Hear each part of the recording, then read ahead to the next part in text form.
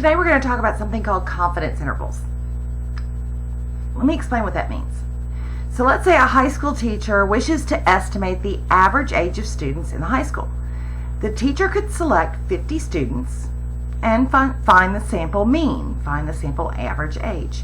In this case, the sample mean is 16.3. The high school teacher could then infer the population mean, in other words, the mean for the entire school, is also 16.3. This is called a point estimate, a specific numerical value estimate of a population parameter.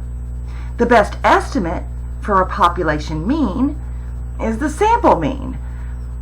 Now, the sample mean of a set of data will be different from the population mean due to, sampling error, due to, maybe we didn't get enough people, maybe we didn't have a wide enough sample. So there's always going to be a range from that estimate. You may have heard on the news when they say the value is blah, blah, blah, plus or minus. That plus or minus is our error. We're within a certain range. So we have this interval or range of values around that estimate. So for this example, an interval estimate for the average age of all students could be 15.9 to 16.7. Or in other words, 16.3 plus or minus 0.4 years. Notice that would be subtracting 0.4 to get 15.9 or adding 0.4 to get 16.7. The interpretation of this interval is that the true population mean falls between the ages of 15.9 and 16.7. Now, how do we determine that interval? Well, the level of confidence is the interval estimate of the interval estimate is called the confidence interval for the mean. And what we mean by level of confidence is how accurate do we want the population mean estimate to be. And usually we talk about a 90% confidence level, 95%, 99%. Now, if I was going to say, I'm going to be 100% on my interval, I would say that the average age of students in a high school would be between 14 and 18. Do you think I am 100% accurate in saying that the average age of all high school students would be between 14 and 18? Yes, but that's very, very wide. So the larger the percent of the confidence of your confidence, you're getting wider and wider. So you have to be careful with that too. You can't ever really be 100% confident and keep your accuracy. Currently, we are assuming we know the population standard deviation.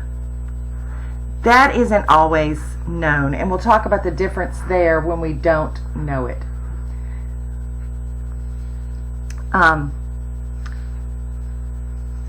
So if we're using the population standard deviation, then the standard deviation of a sample mean can be found using this formula. And I apologize, my computer somehow put the bar below the x instead of above it, but just go with it.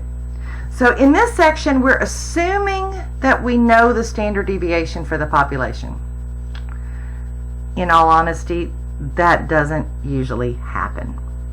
But let's just pretend we do know.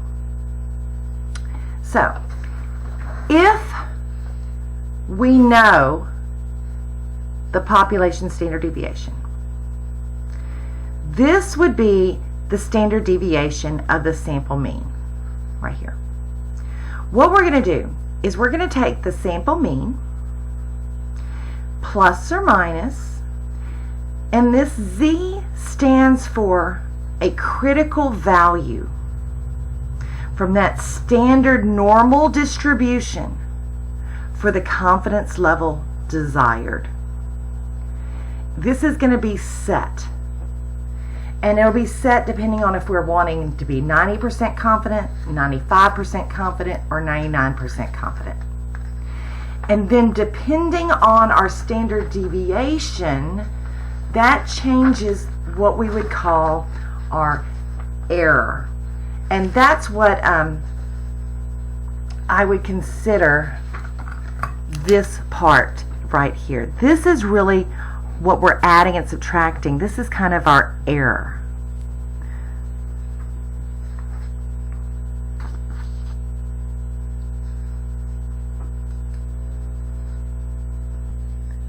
Okay. So, we have conditions that need to be met. First of all, we need to know it was a random sample. Let's star that. Then we need to make sure that the sample size is either large enough, remember that rule of 30, or if we already know the population was normally distributed. Now, the interpretation, and I needed to fix this because I changed the order from last year, so I apologize for that. Interpreting the confidence level. We are whatever percent confident the population mean is between the lower boundary and the upper boundary. That's how we're going to read it.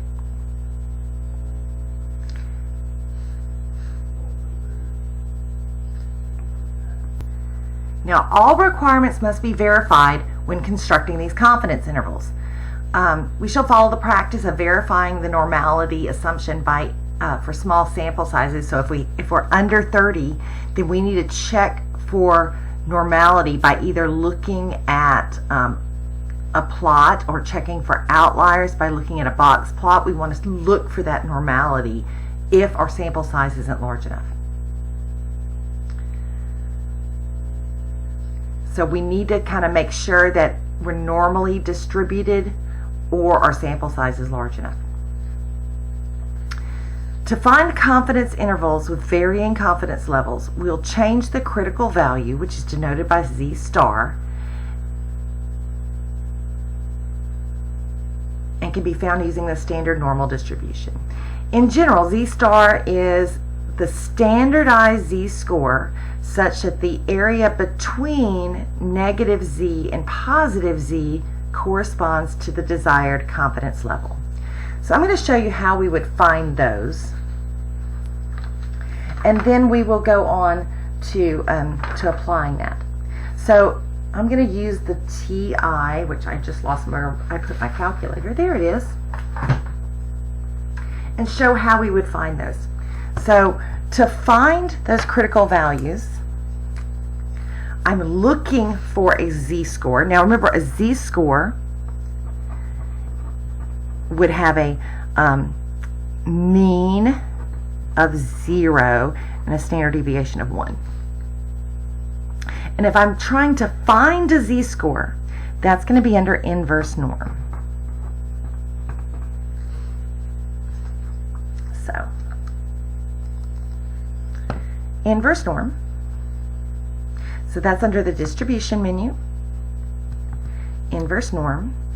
And so the area I'm going to put in, the area is going to be my confidence level, my level of confidence. The mean is going to be 0, and the standard deviation is going to be 1, and the tail is going to be center. We're going to be looking for the center. So, for 90%,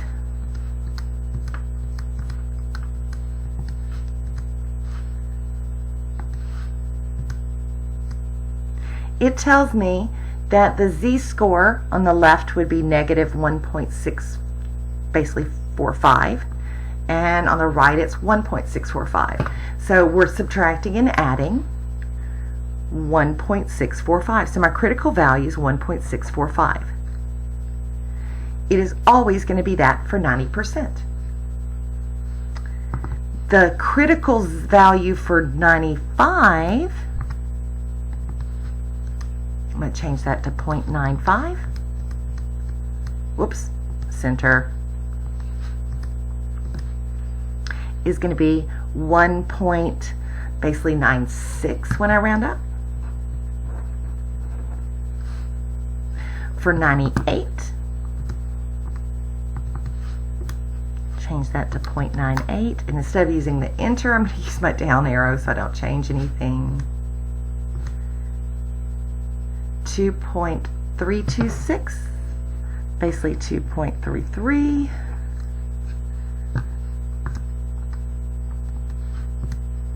And then for 0.99, these are the most used confidence levels, so that's why we're writing them down. 2.57, usually we go with 2.575 is fine. These are used so much, it's helpful to have this little chart. That way, as you're going through your problems, you can just look back at this chart, and these are your critical z-scores. These are what you're going to use for your confidence intervals. So, let's look at an example. According to the National Health Statistics Report, a sample of 360 one-year-old baby boys in the United States has a mean weight of 25.5. Assume that the population standard deviation is 5.3. So we know the population standard deviation is 5.3. Our sample size is 360. So do we have a large enough sample size? Yes. Cool. Now, our sample mean is 25.5. Now, when we're doing this critical, this confidence interval, what we're going to be doing is let me write it in words. We're going to take our mean plus or minus the error. Now the error is found by taking the critical value times the standard deviation, which the standard deviation is going to be the population standard deviation divided by the square root of n. So, for a 95%, I'm going to look back at that chart we just made, 95%, the critical z-score is 1.96. The standard deviation is 5.3, and the n is 360. So 1.96 times 5.3, 3, divided by the square root of 360. That gives me 0.547. That means I'm going to subtract 0.547 to get my lower boundary and add 0.547 to get my upper boundary. So for the lower, we are going to take the mean and subtract 0.547. And for the upper, we're going to take the mean and add 0.547.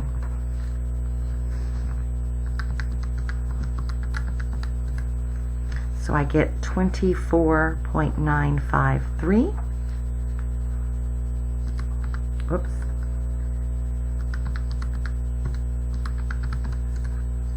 And the upper boundary is 26.047.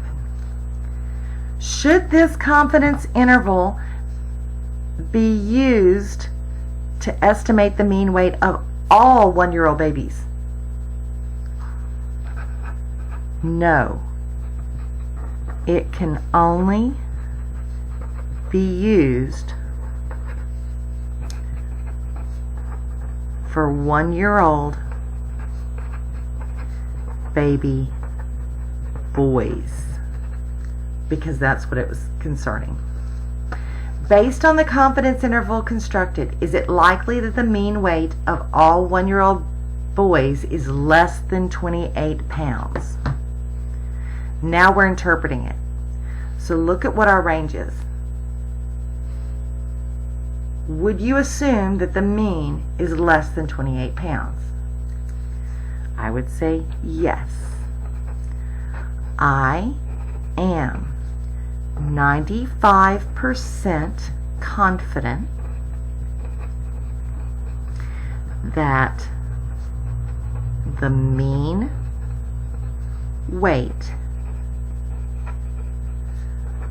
of all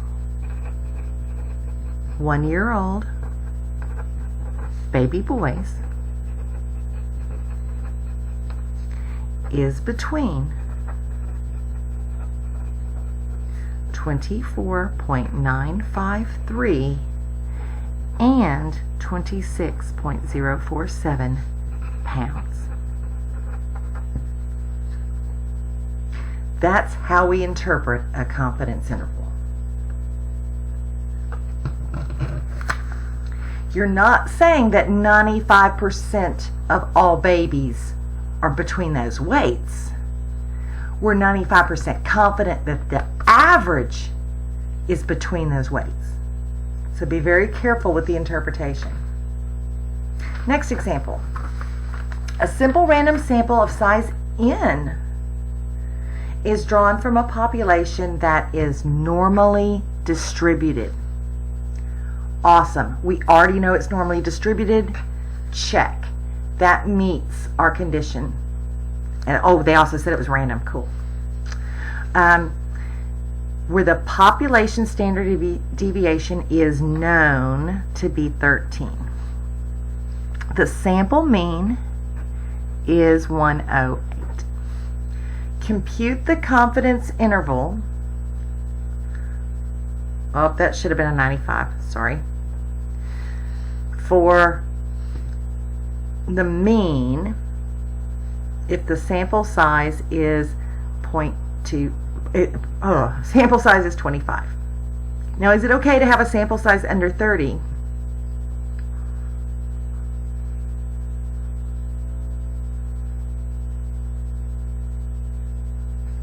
Yes, if it's normally distributed, yes, we can. Okay, so I always like to start off by finding the error. Now, 95 was 1.96 times the standard deviation divided by the square root of n. So my error is going to be 1.96 times 13, well, that'd be divided by 5, 5.096. So remember, we're going to take our mean plus or minus our error. So I'm going to be taking 108 plus or minus 5.096. You're going to be subtracting it and then adding it. So once you get done with that, you should have 102.904 for your lower boundary to 113.096. Okay, this should have been 95 as well. Compute the 95% confidence interval if the sample size is 10. So try this one on your own. Go ahead and pause the video if you want. I'm going to do the problem without talking through it. I want you to try it.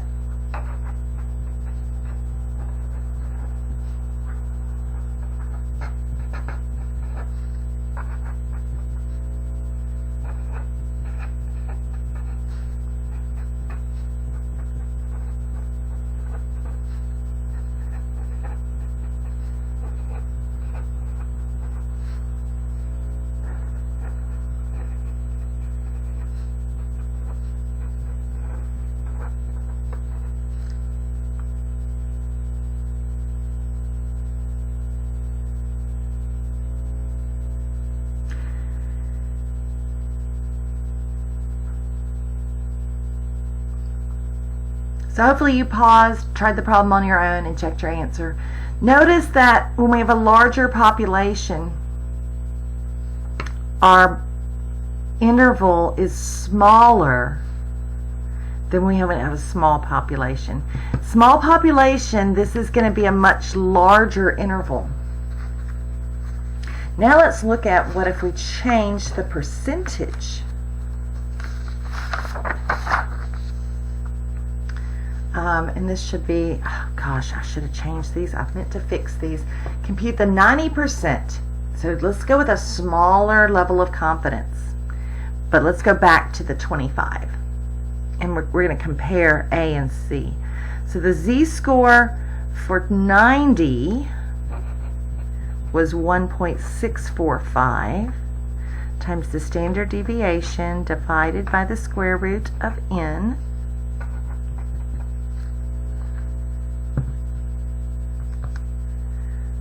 .645 times 13 divided by the square root of 25, 4.277.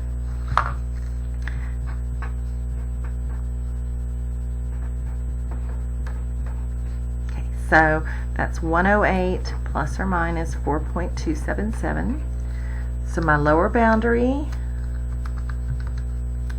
is 103.723 to 112.277. So notice that this is a smaller percent, and I'm between 103 and 112. I'm less confident, and I get a narrower interval. Like I said before, 100% confident, I'd say it's between 0 and 200. Definitely true. So the more confident, you have to be careful with how your confidence levels are. Now, could we have computed the confidence intervals in parts A through C if we had not known it was normally distributed? No. The sample sizes were less than 30. Remember, 30 is that magic number. All right, on the next one, a researcher for the National Highway Traffic Safety Association wishes to estimate the average blood alcohol concentration for drivers involved in fatal accidents who were found to have positive BAC, blood alcohol concentration values. He randomly selects records from 1,200 such drivers and determines the sample mean BAC to be 0.16 grams per something. I don't know what those stand for. Round all answers to 4 decimal places. Okay, so let's see what we have here. What information do we have? What is our sample size? Because we have to check that first. Do we know that it's we know it's random? Cool. Do we know we're normally distributed? But we know that N is 1,200. Definitely big enough. Okay, we have a sample mean, so X bar is 0.16. It says, assume that the population standard deviation is 0.08 and construct and interpret a 90% confidence interval for the mean. I want to show you in this example how you can do this, not only with the formulas that we've been using, which aren't too hard, but there's also a way to do it in the calculator, on the TI calculator. There's also a way to do it on the NumWorks calculator as well, so I'll add that in at the end of the video. To do it in the TI calculator, you would press Stat,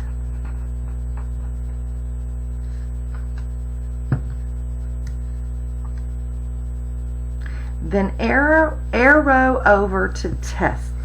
So arrow over to Tests. Remember how we were making intervals with a z-score? There's an option that says z interval.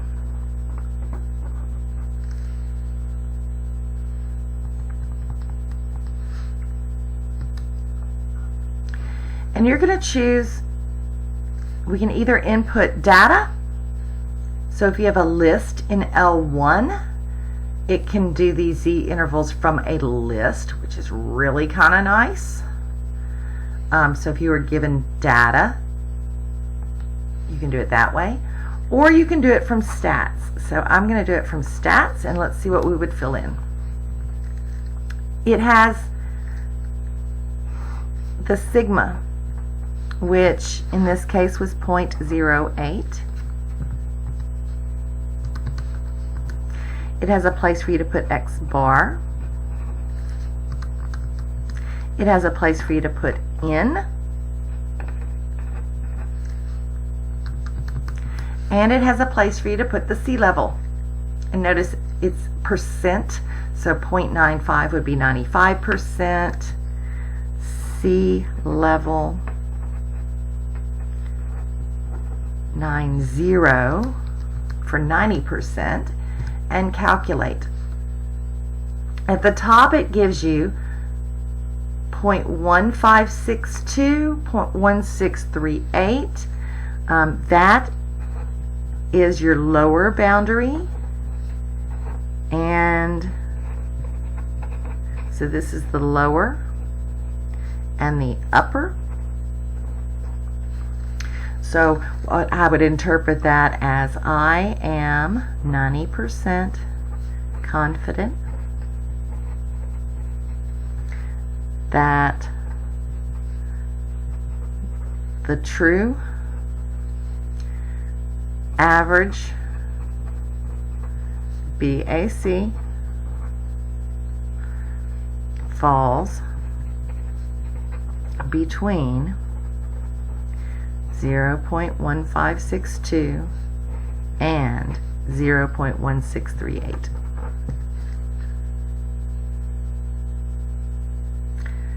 All 50 states and the District of Columbia use a BAC of 0.08 as the legal intoxication level. Is it possible that the mean BAC of all drivers involved in fatal accidents who are found to have a positive BAC values is less than the legal intoxication level?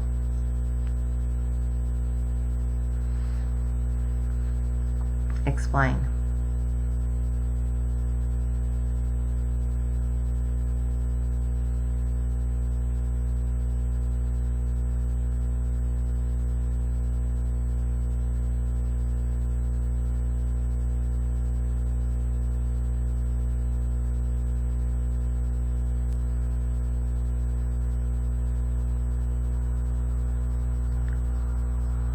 So if the average intoxication level is between 0.15 and 0.16,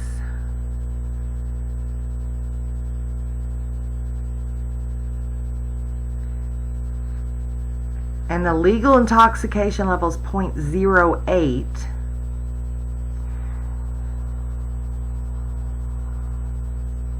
is it possible that the mean of all drivers involved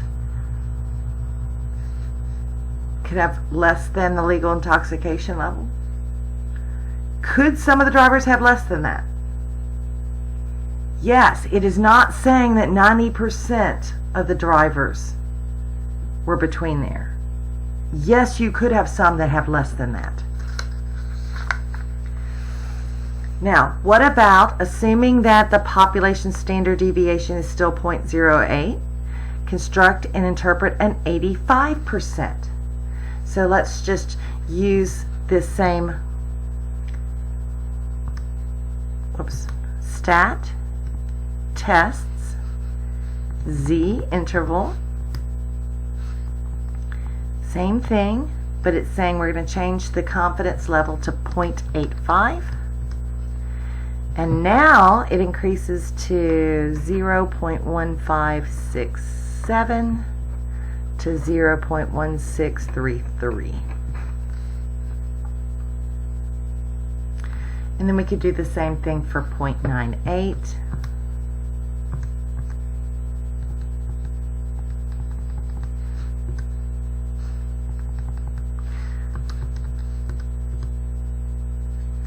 For 0.98, it's between 0.1546 and 1654. Now remember, when we're interpreting this, I am whatever percent confident that the average is between those two values. That's how we interpret it. Now the last thing I want to show you, I meant to show you if you're using the NumWorks calculator, it's a little bit trickier to find the confidence interval on it. So if you are using the NumWorks calculator, the app or on the computer,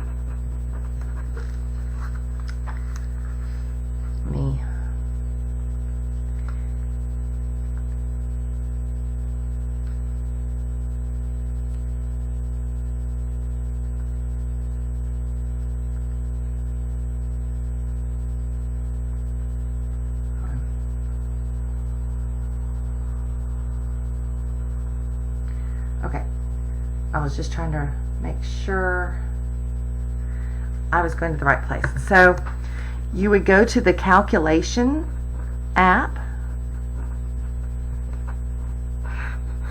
It's a little trickier to find. I wish they had it on the probability window, but they don't. And then there's a little toolbox. Like I said, it's a little trickier to find on this one. And you have to go all the way down to where it says prediction interval.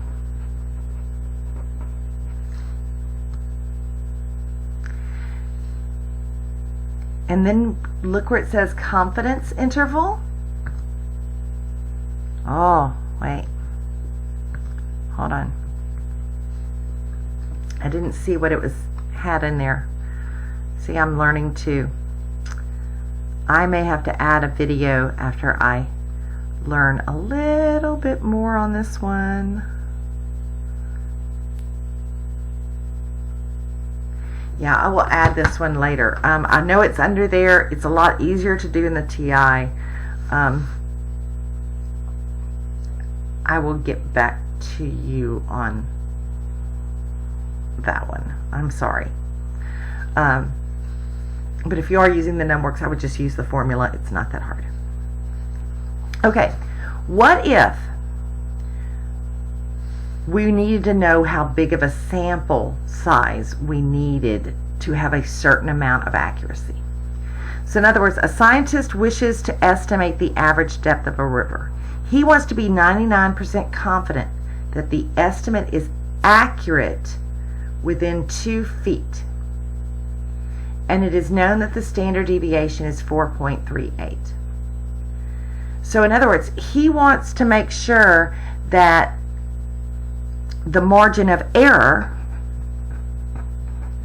is 2 feet. So the error, that z times the standard deviation divided by the square root of n, is 2 feet. So I'm going to try to change this around a little bit. I'm going to rearrange this formula. That way you could have a formula that you could solve if you're solving for n.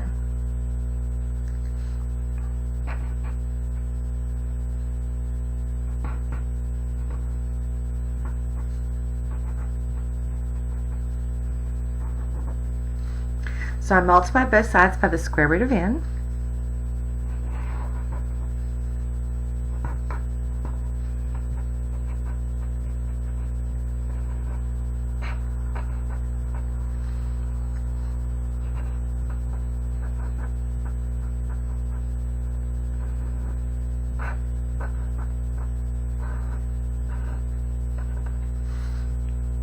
So, to find the n, what we're going to do is we need to take the z-score, So N equals the z-score for 99%. So I'm going to have to go back to my little chart. Z-score for 99% was 2.575 times the standard deviation is 4.38 divided by the error, and we're okay with an error of 2 feet. We want to be accurate within 2 feet, plus or minus 2 feet.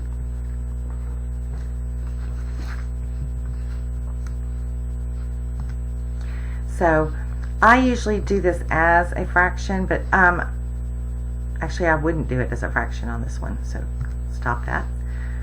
2.575 times 4.38 divided by 2. And the reason I wouldn't do it as a fraction is because a decimal answer is going to be a lot better. 31.8. Would you want 31.8 people? No, I'd probably want 32 is the minimum sample size.